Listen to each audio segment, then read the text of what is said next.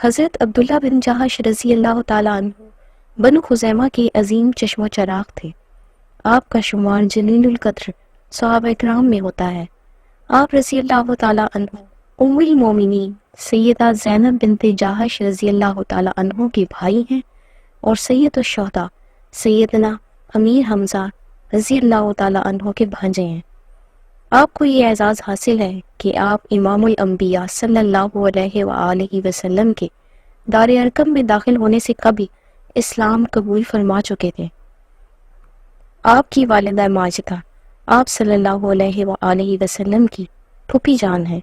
اعلان نبوت سے پہلے آپ انتہائی پاکیزہ فکر اور ہر قسم کی فرسودہ رسومات سے پاک صاف شخص تھے۔ اسلام قبول کرنے کے بعد آپ صلی اللہ علیہ وآلہ وسلم کے حکم پر حبشہ کی طرف ہجرت فرمائی اور انتہائی جرأت و بہادری کا مظاہرہ فرمایا۔ سید الانبیاء صلی اللہ علیہ وآلہ وسلم کے حکم پر آپ نے مدینہ منورہ کی طرف ہجرت فرمائی۔ حضرت عبداللہ کو جب یہ معلوم ہوا کہ مکہ مکرمہ میں ان کے مکان کو ابو جہل نے بیچ ڈالا ہے یا شاید قبضہ کر لیا ہے تو آپ کو بہت تکلیف ہوئی۔ آپ نے حضرت محمد صلی اللہ علیہ وآلہ وسلم کی بارگاہ میں عرض کیا کہ یا رسول اللہ، میں نے بڑی محبت سے مکان بنایا تھا، مگر پتہ چلا ہے کہ ابو جہل نے میرے مکان پر قبضہ کر کے اس کے حسن کو خراب کر دیا ہے، جس پہ میرا دل بہت رنجیدہ ہے۔ آپ صلی اللہ علیہ وآلہ وسلم نے ارشاد فرمایا، اے عبداللہ، کیا تو اس بات پر راضی نہیں کہ اللہ تعالیٰ اس کے بدلے تجھے جنت میں اعلیٰ محل عطا فرمائے گا؟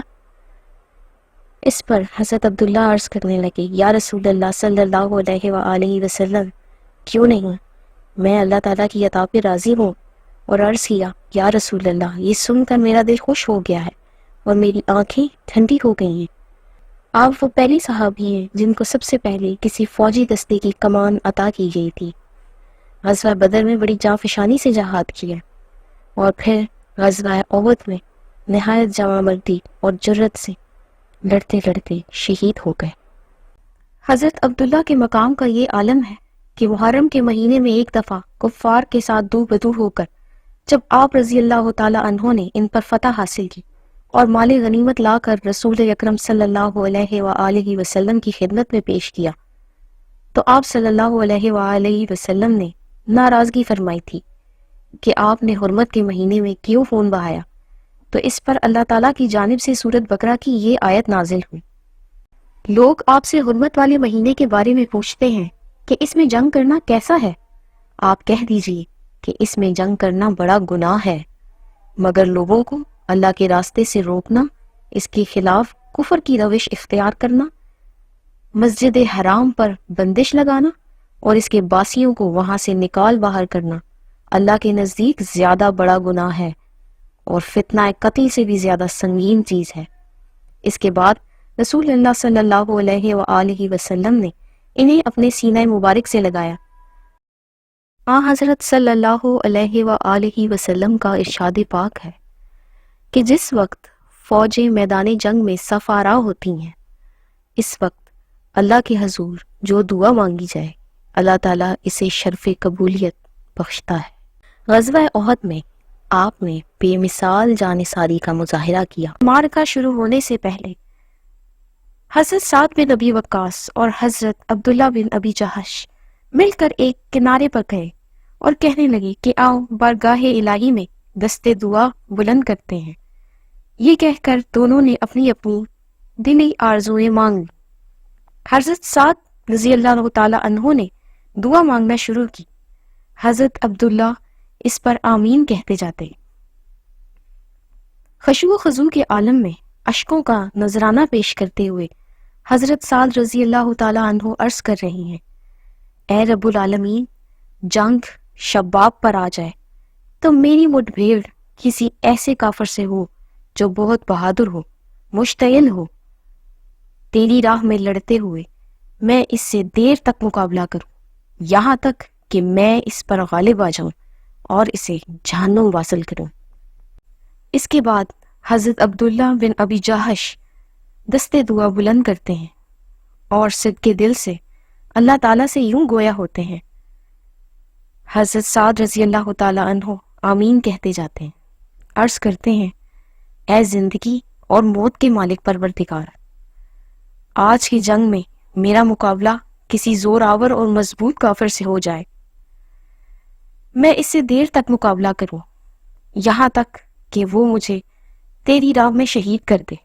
وہ اسی پر بس نہ کرے بلکہ وہ میری لاش کا مسئلہ کر دے، میرے ایک ایک عضو کو کاٹ ڈالے، پھر جب میں کل روز قیامت اسی لخت لخت حال میں تیرے دربار میں حاضر ہوں اور تو مجھ سے دریافت کرے کہ اے میرے بندے، تیرا یہ حال کیسے ہوا،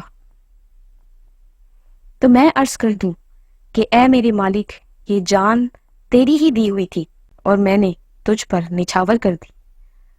ہاں، یہ کٹی ہوئی ناک، یہ پھٹا ہوا ہونٹ، یہ کٹے ہوئے کان اور یہ نکلی ہوئی آنکھیں، یہ چاک شدہ پیٹ، یہ کاٹی گئی گردن، یہ سب آپ کی اور آپ کے رسول صلی اللہ علیہ وآلہ وسلم کی راہ میں اس بندہ حقیر کا نذرانہ ہے۔ اور پھر اے میرے رب، یہ سن کر آپ فرما دیں کہ اے میرے بندے، تو واقعی سچ کہتا ہے۔ حضرت سعد رضی اللہ تعالیٰ عنہ بیان کرتے ہیں کہ جنگ احد کے خاتمے پر میں نے دیکھا کہ میرے دوست عبداللہ کی دعا قبول ہو چکی ہے، ان کی ٹکڑے شدہ لاش ہمارے سامنے ہے، انہوں نے راہ خدا میں اپنی شجاعت کے بے نظیر جوہر دکھائے تھے، حتیٰ کہ ان کی تلوار تک ٹوٹ گئی۔